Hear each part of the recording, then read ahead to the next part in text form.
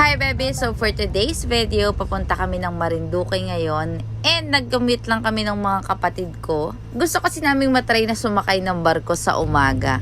Kasi nga lagi na lang kaming umuwi ng madaling araw so hindi namin nakikita yung view. Kaya naman sabi ni Papa umaga na lang daw kami bumiyahe. And ito na nga i-share ko sa inyo since nag-commute kami dito. Baka may nagtatanong dyan sa inyo kung magkano yung pamasahe na nagastos namin papunta dito sa Marinduque. Bali nang galing kami sa Alabang and doon kami sumakay papunta ng Dalahican. And ito na nga nandito na kami ngayon sa Lucena Port.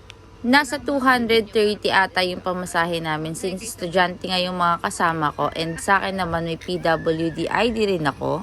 Kaya naman talagang ginamit namin yung mga discount IDs namin. At ayun na nga magbayad muna tayo ng fee dito sa barko. So ang regular price nila dito sa Star Horse is 470.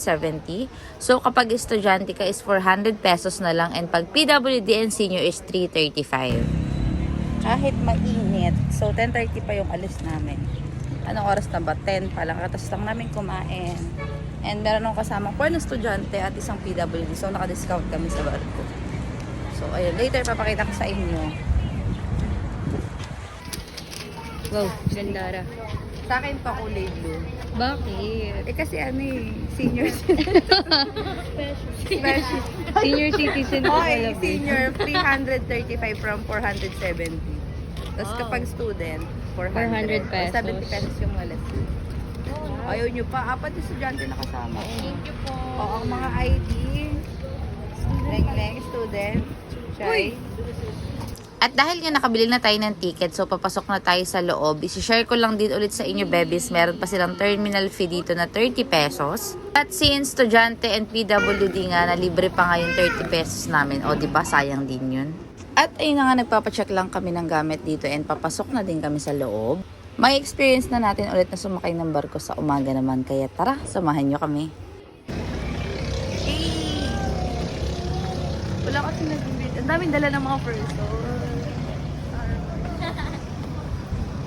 Init? Mainit lang, girl. So, hi babies! For today's video, nandito na kami sa port ng Lucena. And sasakay kami sa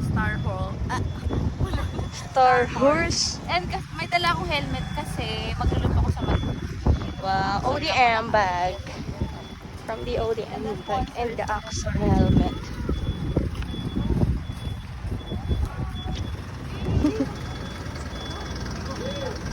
Lakad na, huy!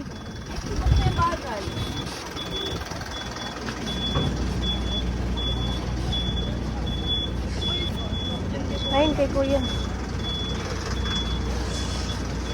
Estudyante tapos may senior. Senior ka pala, te. Ganda ni senior naman niya. Agay, agay, agay. Bahulog. Mahulog sa manita. O baka daw mahulog sa manita. Ang sakit ng mukha ko.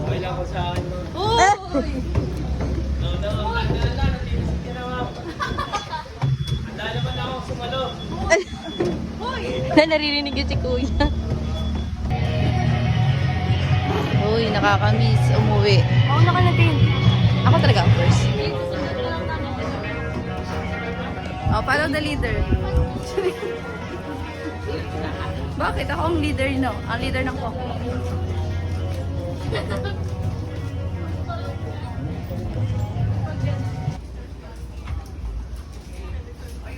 Ano masabi mo, be?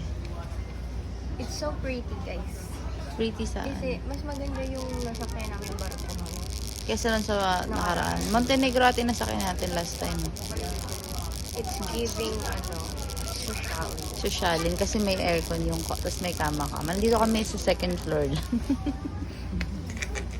At ayun na nga, safe naman din kaming nakadating dito sa Lucena Port. And ito, waiting na lang kami. Maya-maya paalis na rin yung barko. And lastly, share ko lang pala, baby. So, from Lucena Port to Balanacan. So, 3 hours yung biyahe natin papunta doon.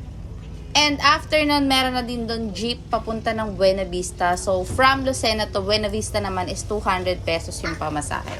So, yun na nga, babies. Thank you so much for watching. And abangan kasi madami pa tayong vlog nung pumunta tayo dito sa Marinduque. So, ayun lang. Ingat lagi and ride safe.